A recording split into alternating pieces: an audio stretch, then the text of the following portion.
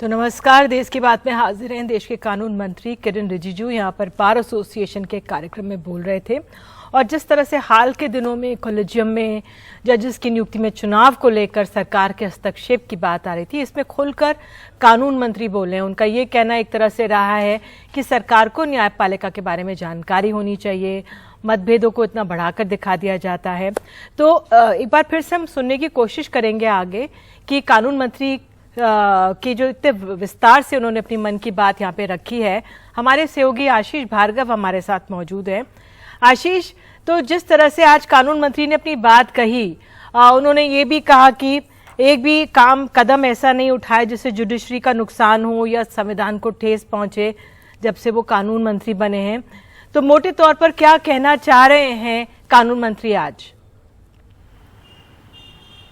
जी देखिए, वो बताने की कोशिश कर रहे हैं कि सरकार प्रतिबद्ध है संविधान की रक्षा के लिए, न्यायपालिका की निष्पक्षता स्वतंत्रता को बनाए रखने के लिए। वो ये भी कह रहे हैं कि वो राजनीतिज्ञ हैं, पॉलिटिशियन हैं, चुनाव लड़ते हैं, जनता के सामने खड़े होते हैं, जनता उनसे सवाल पूछती है, जजों को सवाल नहीं पूछे जाते क्योंकि वो इलेक्शन नहीं लड़ते। तो एक बार जज बनने के बाद वो उनके ऊपर स्क्रूटनी उनकी उस तरह से नहीं होती, लेकिन लोग सवाल पूछते हैं और जजों को भी कहीं ना कहीं जो फैसले देते हैं, जो कदम उठाते हैं, उनके बारे में जवाब होनी चाहिए, वो ये कह रहे हैं। लेकिन कुल मिलाकर वो जो बता रहे हैं वो यही कह रहे हैं, जिस तरीके से वो लगातार न्यायपालिका पर टिप्पणियां करते आए हैं कि कॉलेजियम सिस्टम एलियन है, जज ही जज को नियुक्त क्यों करें। कुछ दिन पहले सीजीआई को चिट्ठी भी लिखी थी कि कॉलेजियम जो सिस्टम है उसके भीतर कहीं ना कहीं किसी तरीके से एमओपी के प्रावधान की तरह सरकारी प्रतिनिधित्व भी उसमें होना चाहिए। उसी में वो ये बता रहे हैं, बार काउंसिल में वहाँ वकील हैं, जज हैं, बहुत सारे लोग हैं, उनको समझा रहे हैं कि सरकार प्रतिबद्ध है, लेकिन जो चल रहा है उस तरीके से वो नहीं चाहती सरकार के इस तरीके से सब कुछ चलता रहे। हालांकि सीजीआई की तारीफ उन्होंने की है कि वो हमेशा कनेक्ट रहते हैं। वो ये भी कह रहे हैं कि जो ऐसा मतभेद नहीं है न्यायपालिका और केंद्र सरकार के बीच जिस तरह प्रोजेक्ट किया जा रहा है, कुछ लोग इसमें बढ़ा चढ़ाकर इसको पेश कर रहे हैं। तो कहीं ना कहीं ये मुद्दा जो है, जिस तरीके से जस्टिस सोढ़ी बोल रहे हैं, दिल्ली हाई कोर्ट के रिटायर्ड जज, जिस तरह से कॉन्स्टिट्यूशनल एक्सपर्ट बोल रहे हैं, जिस तरीके से सुप्रीम कोर्ट के कॉलेजियम ने एक लंबी चौड़ी चिट्ठियां केंद्र सरकार को लिखी हैं जब हाई कोर्ट के जजों को नियुक्ति के लिए उन्होंने उस सिफारिश को दोहराया है, तो कहीं ना कहीं ये मामला जो है और ये जो टकराव है ये थमता हुआ अभी नजर नहीं आ रहा है। आशीष, आप हमारे साथ बने रहिए। कानून मंत्री ने क्या कुछ कहा, एक छोटा सा अंश दिखाते हैं उनकी बात का कि उन्होंने क्या कहा है। जिन दर्शकों ने उनको नहीं सुना, सुनाते हैं क्या कहना है किरेन रिजिजू का। कभी कभी सरकार का जो सोच है और सरकार किस तरीके से न्याय प्रणाली को ठीक करने के लिए, दुरुस्त करने के लिए क्या क्या काम कर रहे हैं, इसका भी जानकारी आम लोगों को तो होना ही चाहिए। लेकिन जुडिशरी में जो लोग रहते हैं और पूरे के पूरे जो लीगल फ्रेटर्निटी है, इनको तो जानकारी रखना आवश्यकता है। और मैं मानता हूं कि हमको भी जो सरकार में है, खास करके जो सरकार चलाते हैं, हम लोगों को तो और भी ज्यादा जानकारी होना चाहिए कि आपका जरूरत क्या है, आपके लिए सरकार क्या करना चाहिए। हमारा देश एक बहुत ही वाइब्रेंट देश है, जो एक डेमोक्रेटिक तरीके से भी आप देखा जाए या पॉलिटिकल दृष्टि से भी देखा जाए तो एक सक्सेसफुल डेमोक्रेसी आप माना जा सकता है। लेकिन आप कभी कभी ऐसा चीज देखने को मिलेंगे कि ये घटनाएं क्यों हो रहे हैं। कभी कभी कुछ चैलेंजेस सामने में दिखाई देता है तो आप भी सोचेगा कि ऐसा क्यों हो रहा है। लेकिन इसमें जितना बैठे हैं सबको इसका अंदाजा तो होगा कि हम उभरता हुआ देश है। अमेरिका आज का परिस्थिति में कैसे पहुंचे हैं, अगर आप पहला 100 साल, फर्स्ट 100 years ऑफ अमेरिका's existence as a independent united states of America, जो उथल पुथल हुआ है, उस समय जुडिशरी और सरकार और ओवरऑल जो परिस्थिति बने, कभी कभी तो ऐसा लगता था या पढ़ने से पता लगता है कि देश ही टूट जाएगा, सिविल वॉर हो जाएगा फिर से। ऐसा चर्निंग प्रोसेस हो करके आज अमेरिकन सिस्टम में एक स्टेबिलिटी आया है। तो भारत का स्थिति तो हम डेमोक्रेसी के हिसाब से तो औपचारिक तौर पर हम 47 से आज 75 साल पूरा हुए हैं, लेकिन वैसे तो हमारा सोच और हमारा तरीका तो डेमोक्रेटिक ही रहा है। हम एंशिएंट देश है, लेकिन आप 1947 से आज तक देखिए कितना चेंजेस आए हैं, और जो चेंजिंग डायनामिक्स है वो बदलते रहेंगे, वो स्टैटिक होगा नहीं। इसलिए कभी ये मत सोचिए कि जो सिस्टम चल रहा है वो सिस्टम का सवाल नहीं उठेंगे, ऐसा भी सोचना गलत है। और जो इस्टेब्लिश सिस्टम है, कभी कभी उस सिस्टम में बदलाव भी आता है। जैसे परिस्थिति आते हैं, चुनौतियां आते हैं, तो उस हिसाब से बदलाव भी लाते हैं। इसलिए तो कॉन्स्टिट्यूशन ऑफ इंडिया को 100 बार से ज्यादा अमेंडमेंट कर चुके हैं। हम फेस करते हैं इस चीज को, हम लोग तो चुने हुए लोग हैं। मैंने कई बार सुप्रीम कोर्ट के हमारे चीफ जस्टिस, सुप्रीम कोर्ट के जजेस, हाई कोर्ट के जजेस के साथ में कई बैठक हुए, कई कार्यक्रम में साथ बैठे, तब भी मैंने कहा अगर मैं आज लॉ एंड जस्टिस मिनिस्टर के हिसाब से काम कर रहा हूं तो अगले चुनाव में हम फिर जाएंगे। अगर हमको जनता चाहेगा तो फिर सरकार में लाएंगे, अगर नहीं चाहेंगे तो फिर हम अपोजिशन में बैठेंगे, फिर हम भी सरकार का सवाल करेंगे। लेकिन जज तो एक बार जज बन गए तो उनको तो चुनाव का सामना तो करना नहीं है। जजों का तो ऐसा है कि उसको पब्लिक स्क्रूटनी भी नहीं कर सकते हैं। तो इसलिए मैंने कहा कि जितने जो जजेस होते हैं, आप जनता आपको नहीं चुनते हैं, इसलिए जनता आपको बदल नहीं सकते हैं, लेकिन आपको जनता देख रहा है। तो ये बहुत अहम बात बोली है कानून मंत्री ने। आशीष हमारे साथ, हमारे सहयोगी जुड़े हुए हैं। आशीष, आप सुन रहे थे, कानून मंत्री कह रहे हैं कि जजेस को चुनावों का सामना नहीं करना पड़ता है, लेकिन जनता देखती है, जजों को देख रही होती है। हालांकि बाध्य तो नेता होते हैं, उनकी जवाबदेही ज्यादा होती है जनता के प्रति। कैसे समझे जो कानून मंत्री कहना चाह रहे हैं इसे? जी देखिए, वो कह रहे हैं कि जज जो भी करते हैं उसकी भी स्क्रूटनी होती है, लोग देख रहे हैं, सोशल मीडिया के टाइम पर सब कुछ देखा जा रहा है, वो क्या फैसला दे रहे हैं उनके। तो यहाँ पर वो बता रहे हैं कि वो इलेक्शन लड़ते हैं, वो जज इलेक्शन नहीं लड़ते, वो जज बन जाते हैं, लेकिन उन पर भी नज़र रहती है। वो अपनी जगह ठीक है। वो ये भी कह रहे हैं कि वो चुनाव लड़ने जाते हैं, जनता उनसे सवाल पूछती है, वो इस बात पर भी ठीक है। लेकिन एक बात यहाँ पर समझनी है कि जज एक जो न्यायपालिका है वो एक स्वतंत्र बॉडी है। संविधान ने उसको एक अलग से जगह दी है। कार्यपालिका, विधान पालिका और इसके साथ अलग से एक जगह दी है, एग्जीक्यूटिव के साथ, लेजिस्लेटिव के साथ, और जुडिशरी एक अलग चीज़ है। अब ऐसे में वो जो भी कह रहे हैं वो अपनी जगह ठीक हो सकते हैं, अपने पॉइंट पर ठीक हो सकते हैं, लेकिन जो सुप्रीम कोर्ट बार बार कहता है कि जब तक देश में कोलेजियम सिस्टम है, वो देश का कानून है। केंद्र सरकार चाहे तो कानून ला सकती है, लेकिन वो कानून एक बार फिर परीक्षण के दायरे में होगा, यानी घूम फिर कर एनजेसी वाली बात यहाँ पर आ जाती है। तो कहीं ना कहीं ये जो टकराव है, ये जो संघर्ष है, ये जो विवाद है, ये इसका कुछ अभी हल निकलता दिखाई नहीं दे रहा है। हालांकि सुप्रीम कोर्ट कानूनी तौर पर और इस पर कोई सवाल नहीं करता है, लेकिन सुप्रीम कोर्ट में जब भी सुनवाई होती है, 3 फरवरी को एक अहम सुनवाई इस मुद्दे पर है, तो निश्चित तौर पर ये बात फिर उठेंगी। तो यहाँ पर कानून मंत्री जो हैं वो अपनी बात रख रहे हैं, लेकिन उन्होंने एक चिट्ठी भी लिखी थी, उसका जिक्र भी उन्होंने किया है। हालांकि सुप्रीम कोर्ट ने उसका जवाब नहीं दिया है, लेकिन इतना ज़रूर कहा है कि कोलेजियम सिस्टम जो रिट्रेट करेगा, दोहराएगा, वो आपको मानना पड़ेगा। जी बिल्कुल आशीष, 2 लाइनें जो आपने आज जस्टिस सोडी से बात की है जजों की नियुक्ति को लेकर, उन्होंने कहा है कि बात उठाने के लिए कानून मंत्री का धन्यवाद करता हूं, मैं राजनीतिक व्यक्ति नहीं हूं, मैंने अपनी निजी बात रखी है, मेरे कंधे पर रखकर बंदूक ना चलाएं, कोलेजियम सिस्टम असंवैधानिक है। तो जस्टिस सोडी की बात को कैसे समझें, वो क्या कहना चाह रहे हैं, और उनका कहना इस पूरा जो ये पूरा मामला चल रहा है, विवाद जो ये उठ खड़ा हुआ है जजों की नियुक्ति का, उसमें क्या उसका असर होगा? जी देखिए, वो उनकी निजी राय थी, हमने उनसे बात की। उन्होंने कहा कि कोलेजियम सिस्टम उनकी नज़र में फेल हो चुका है, संवैधानिक है, क्योंकि संविधान में ऐसा कुछ नहीं है। दूसरी बात वो कह रहे हैं कि जो कोलेजियम सिस्टम है वो उसमें एक चीज़ जो है सुप्रीम कोर्ट का कोलिजियम क्यों डिसाइड करे कि हाई कोर्ट में कौन जज रहे, कौन अपॉइंट हो, कौन ट्रांसफ़र हो। हाई कोर्ट को अलग स्वायत्ता होनी चाहिए। हाई कोर्ट किसी के अंडर में नहीं है, बल्कि एक अपने आप में वो उसकी एक जगह है, अपनी उसकी सुपरमेसी होनी चाहिए। इसलिए वहाँ पर एक सेक्रेटरीट हो, क्यों 2-3 जज मिलकर ये तय करे कि कौन से जज को अपॉइंट किया जाए, किसको ट्रांसफ़र किया जाए।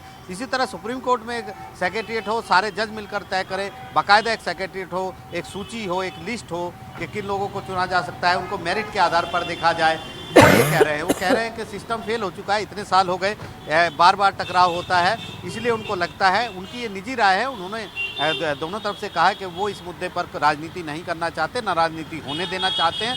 वो सिर्फ यही कह रहे हैं कि कानून मंत्री को जो भी कुछ कहना है वो अपने लिहाज से कहें, उनके कंधे पर बंदूक ना चलाएं। लेकिन वो ये कह रहे हैं कि उनके हिसाब से कोलिजियम सिस्टम को बदल देना चाहिए और एक बढ़िया सिस्टम, एक व्यवहारिक सिस्टम आना चाहिए, और उसके लिए संवैधानिक लोगों को, चाहे वो सरकार हो चाहे न्यायपालिका हो, आपस में बैठना चाहिए और डिबेट करनी चाहिए और फिर एक फैसला करना चाहिए। बिल्कुल, तो बहुत बहुत धन्यवाद आशीष। लेकिन ये तमाम जो ये पूरा मसला है बहुत पेचीदा होता जा रहा है, और अब एक तरह से देखा जाए तो सार्वजनिक तौर पर जो पक्ष हैं, दो पक्ष हैं जो वो अपनी बातें रख रहे हैं, सामने रख रहे हैं, और इस पर दिलचस्प होगा देखना कि किस तरह से ये बात आगे बढ़ती है। बहरहाल एक छोटा सा ब्रेक हम ले रहे हैं देश की बात में। ब्रेक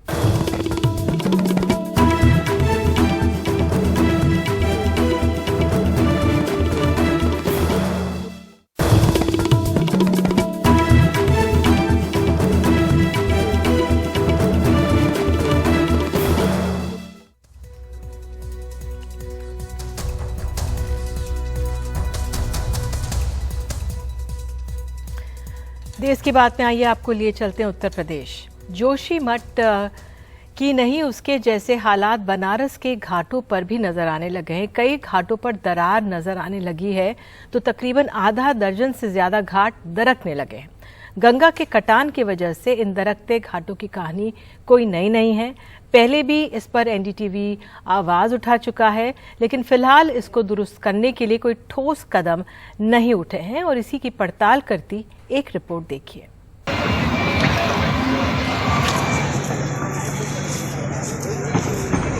खोखला नजर आ रहे भदैनी घाट का एक हिस्सा।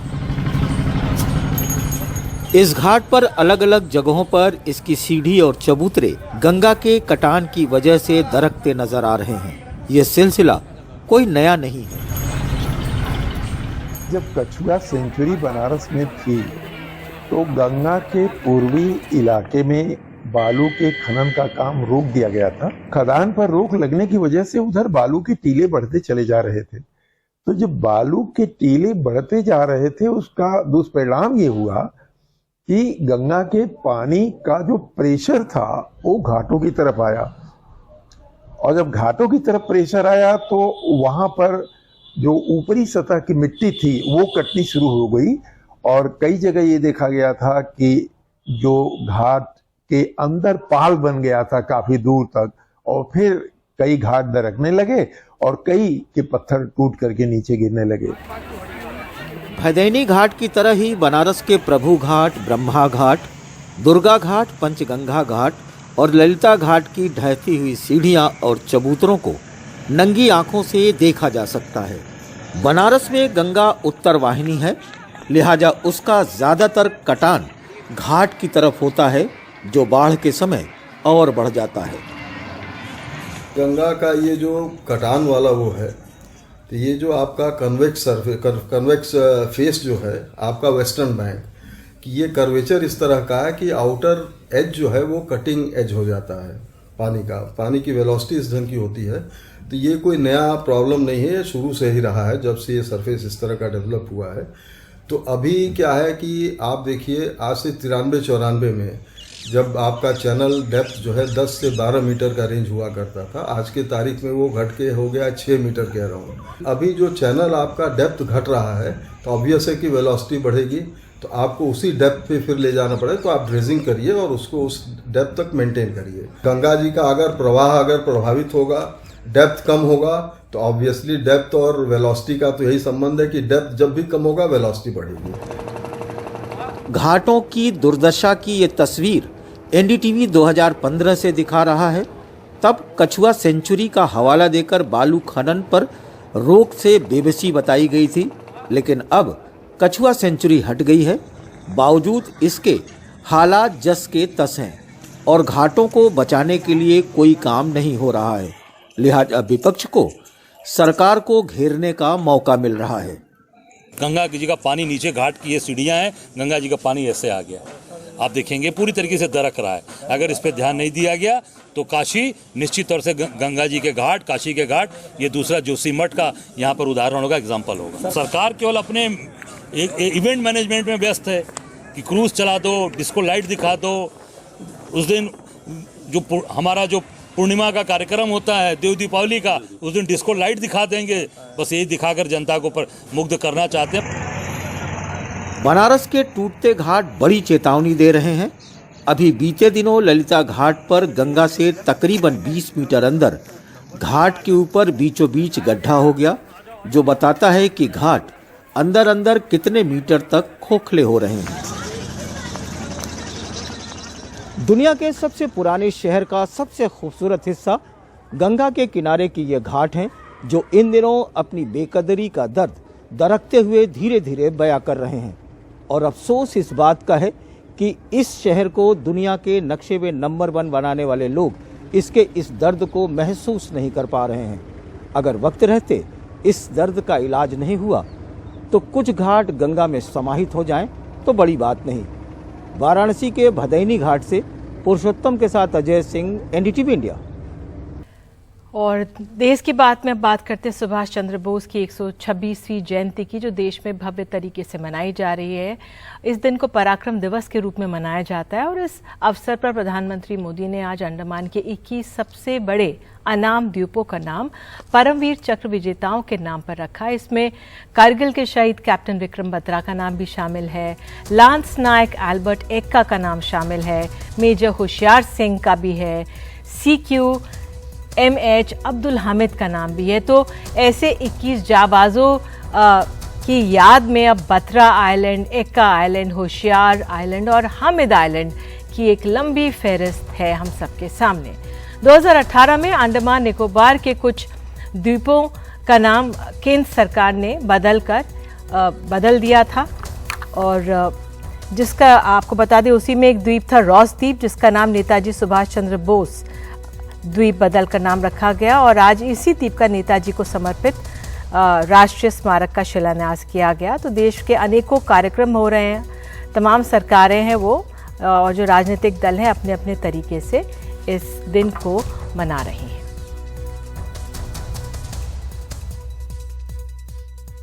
आज हमारी लोकतांत्रिक संस्थाओं के सामने कर्तव्य पथ पर भी नेताजी बोस की भव्य प्रतिमा हमें हमारे कर्तव्यों की याद दिला रही है।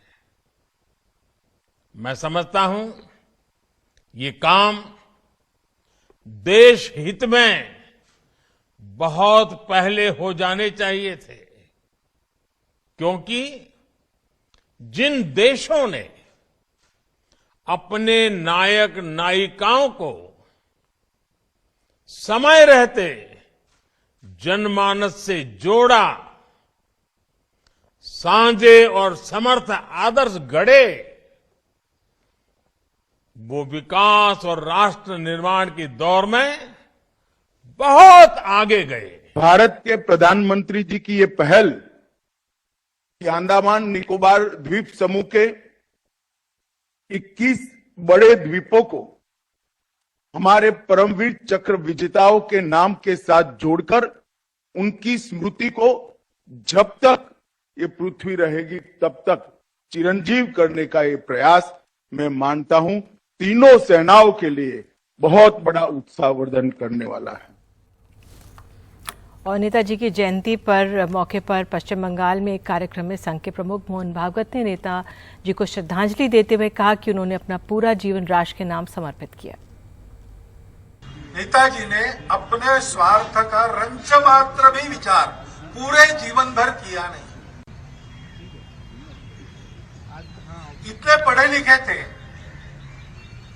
बहुत कमा सकते थे, परंतु देश की स्वतंत्रता के लिए अक्षरशः अपना जीवन उन्होंने वनवास में ही गुजारा, वनवास जैसे कष्टों में ही गुजारा।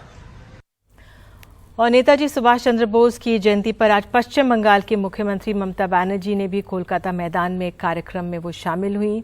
नेताजी की मूर्ति के सामने इस कार्यक्रम का आयोजन किया गया और इस मौके पर ममता बनर्जी ने शंखनाद करके कार्यक्रम की शुरुआत की। उन्होंने नेताजी को उनकी मूर्ति पर फूल चढ़ाए।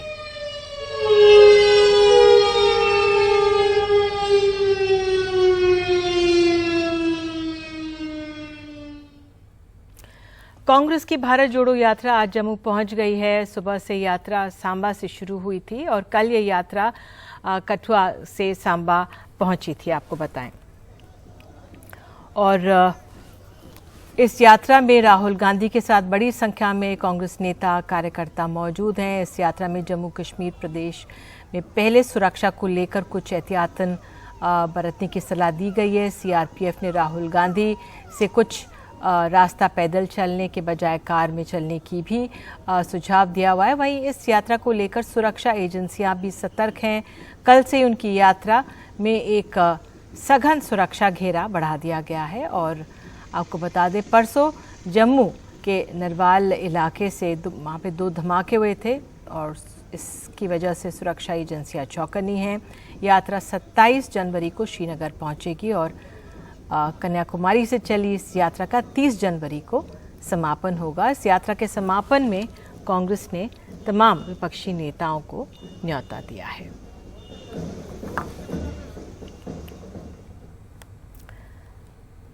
और अब आपको लिए चलते हैं महाराष्ट्र। आज बाला साहेब ठाकरे की जयंती भी है और इस मौके पर उनके बेटे और शिवसेना प्रमुख उद्धव ठाकरे ने एक बड़ा ऐलान किया है। संविधान निर्माता बाबा भीमराव अंबेडकर के पोते प्रकाश अंबेडकर की पार्टी ने उनकी पार्टी के साथ गठबंधन का ऐलान किया है। उद्धव का ये कदम बीएमसी निकाय चुनाव से पहले आया है। उद्धव ठाकरे ने ऐलान किया है कि उनकी पार्टी वंचित बहुजन आघाड़ी के साथ बीएमसी चुनाव लड़ेगी। हालांकि अब तक ये साफ नहीं है कि बीएमसी चुनाव में कांग्रेस और एनसीपी शिवसेना उद्धव गुट के साथ जाएगी या नहीं। और देश की बात में आगे आपको बताएंगे कहां पर एक बच्चे के लिए चलता है पूरा स्कूल।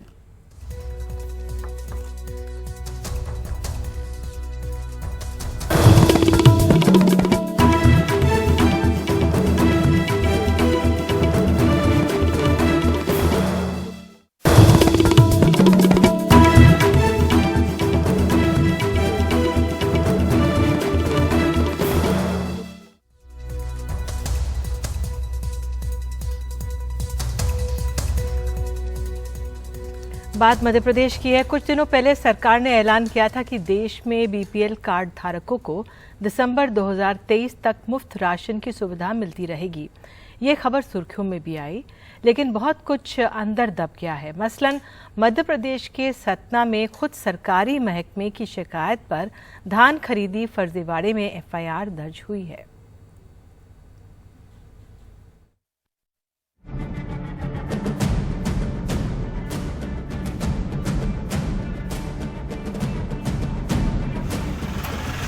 गरीबों को मुफ्त राशन का इश्तिहार कुछ यूं है, लेकिन हकीकत बोरियों में धान कम, रेत ज्यादा। धान की बोरियों में बड़े बड़े पत्थर। इन तस्वीरों से प्रशासन चौंका।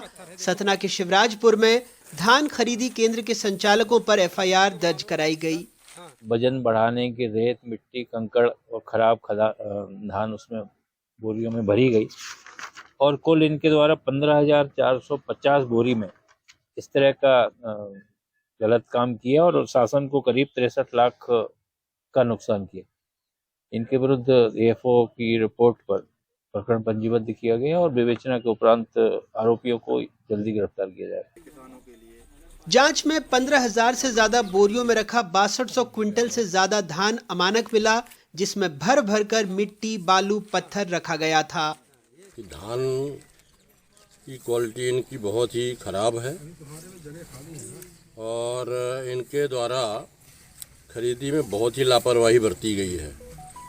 बारदाने जो है इनके 35 किलो, 36 किलो कुछ 41, कुछ 42, इस तरह से जो है बारदाने भी इनकी तौल कराई गई, जिसमें ये स्थिति सामने आई है। मिलावट का तो ये है कि पत्थर तो मिला है, आप लोगों ने भी देखा उसको, करीब 400 के आसपास, 400 ग्राम का आसपास का पत्थर है, जो आप लोगों ने स्वयं देखा इसको। और बारदानों में जो है बदरा है, धूल मिट्टी कंकड़ ये सब पाए गए हैं और उसकी बाकायदे लिखा पढ़ी पंचनामा तैयार किया गया है। धान खरीदी की ये क्वालिटी मिली। मिलिंग के बाद ग्राहकों को किस क्वालिटी का चावल मिल रहा है ये जानने हम भोपाल में सरकारी राशन दुकानों पर पहुंचे, लेकिन यहाँ भी ग्राहक निराश नजर आए। चावल भी ऐसे ही आ रहा, कभी मोटा कभी पतला, कभी खूब ही गंदा मिलता है, काला आता है। कीड़े मीड़े आते हैं चावल में? चावल में कीड़े भी आते हैं, वो कंकर जैसे आते हैं, पर वो पहले आए थे, अभी नहीं, अभी तो अच्छे वाले मिले, अभी तो अच्छे मिले। पहले क्या खराबी थी? उनमें कंकर थे बस। चावल तो ज़्यादा भी दे रहा है, गेहूं तो बहुत कम ही दे रहा है, चावल दे रहा है तो उसमें मोटे मोटे दे रहा है और इतने इल्लियों देते गुच्छे को, तो मतलब बीनने में बड़ी तकलीफ हो रही है, बहुत सारा कचरा वगैरह उसमें। खाने में भी दिक्कत होती है? खाने में भी दिक्कत होती है।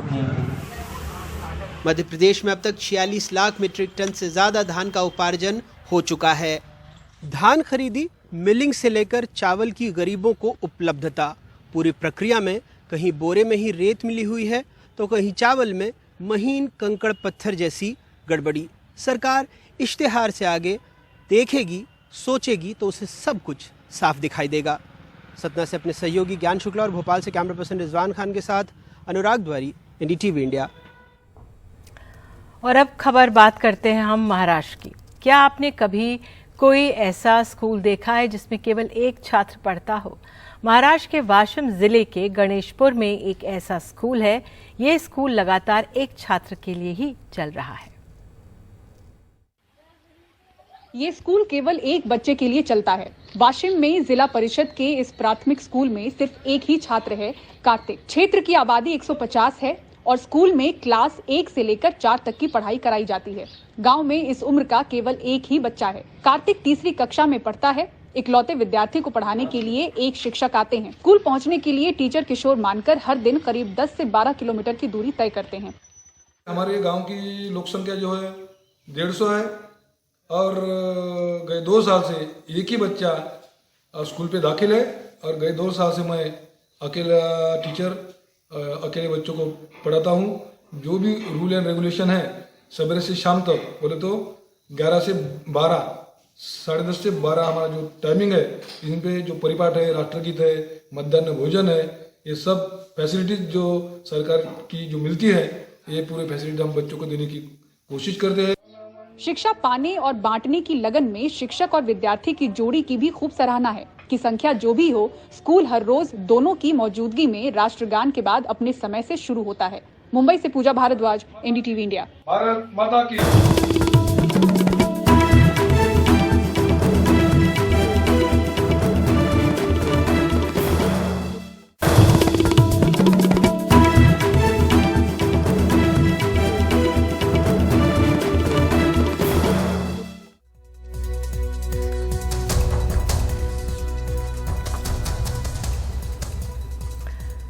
दो सर्जरी और कई दिनों तक कोमा में रहने के बाद अस्पताल से जब 22 दिनों बाद स्वीटी को छुट्टी मिली है तो उसने एग्जाम में बैठने को लेकर अपना पहला कॉल कॉलेज को किया है। पूरी तरह से ठीक होने के बाद एग्जाम देने का आश्वासन मिला है। ग्रेटर नोएडा में 31 दिसंबर को स्वीटी और उसके 2 दोस्तों को एक गाड़ी ने टक्कर मार दी थी। महंगे इलाज के लिए दोस्तों ने करीब 29 लाख का चंदा करके जुटाया और अब स्वीटी घर पर परिवार के बीच है। जिंदगी की जंग जीतने के बाद अब स्वीटी अपना और अपने परिवार का सपना पूरा करना चाहती है। इंजीनियर बनने का सपना जो स्वीटी को बिहार से ग्रेटर नोएडा ले आया। यही वजह है कि बीटेक 4th ईयर की स्टूडेंट स्वीटी ने अस्पताल से छुट्टी मिलते ही पहला कॉल अपने college greater Noida institute of technology में किया। आश्वासन भी मिला। बोले कि तुम्हारा केस अभी कंफर्म नहीं किया है, बाद में बताया जाएगा। आपने क्या कॉल किया था कॉलेज में? मैंने पूछा था मेरे प्रैक्टिकल है एक्सपेरिमेंट। बोला अभी नहीं होगा, बाद में बताएगा। कमजोरी है पर हौसले की कोई कमी नहीं। गाड़ी से टक्कर में सिर पर गंभीर चोट आई थी तो 2 बार सर्जरी भी हुई। पैर में भी कई फ्रैक्चर थे। इलाज का खर्चा 29 लाख रुपए का आया, पर परिवार दोस्तों और लोगों का शुक्रिया अदा करते नहीं थक रहा। यहाँ है तो देखे कि पूरा स्टूडेंट लगा हुआ, मेरा तो दिमाग उड़ गया, लेकिन हमको तो कुछ नहीं करना पड़ा। सो टोटल काम स्टूडेंट की है, रहना सहना खाना पीना इसका देख रेख अभी तक करते हैं। सारा कई क्या अंगल आप देखते रहिए, हम वैसे ही लगे हुए हैं। सारा चीज अभी तक कर रहे हैं, यहाँ तक लाना ले जाना सारा कर रहे हैं। इलाज का खर्चा तो करसोनी भी स्वीटी के साथ टक्कर की शिकार हुई थी, लेकिन अब दोस्त के घर लौटने पर सुकून में हैं। कहती हैं एकता में ताकत होती है, जिसने हम सबकी तकलीफ अब कम कर दी। इलाज का खर्चा तो महंगा था, लेकिन बट हम लोग जो पूरा यूनिटी में थे, कॉलेज के फ्रेंड लोग सभी लोग डोनेशन वगैरह फंड वगैरह कलेक्ट करके ही वो किया। तो डॉक्टर ने क्या कहा है अभी आप लोगों को? उसने बोला कि और 5 डेज के बाद उसका पैर का वो प्लास्टर। हाँ प्लास्टर को वो कट करेगा बोला 5 डेज के बाद, और फिर 1 मंथ तक उसको वो चलना पड़ेगा वो स्टिक पे। स्वीटी के लिए ये कोई जंग से कम नहीं था, साथ था तो जीत का जज्बा। संकट इलाज को लेकर भी था तो साथ दोस्तों से लेकर लोगों तक का मिला। हौसले और हिम्मत के दम पर हादसे से उबर रही स्वीटी अब पढ़ाई के दम पर अपने सपनों को साकार करना चाहती है। ये महज एक जान की जीत नहीं, उन तमाम उम्मीदों की जीत है जिन्होंने इस मुश्किल घड़ी में परिवार का साथ भी दिया, उनको उम्मीदें भी दी। ग्रेटर नोएडा से परिमल कुमार, एनडीटीवी इंडिया।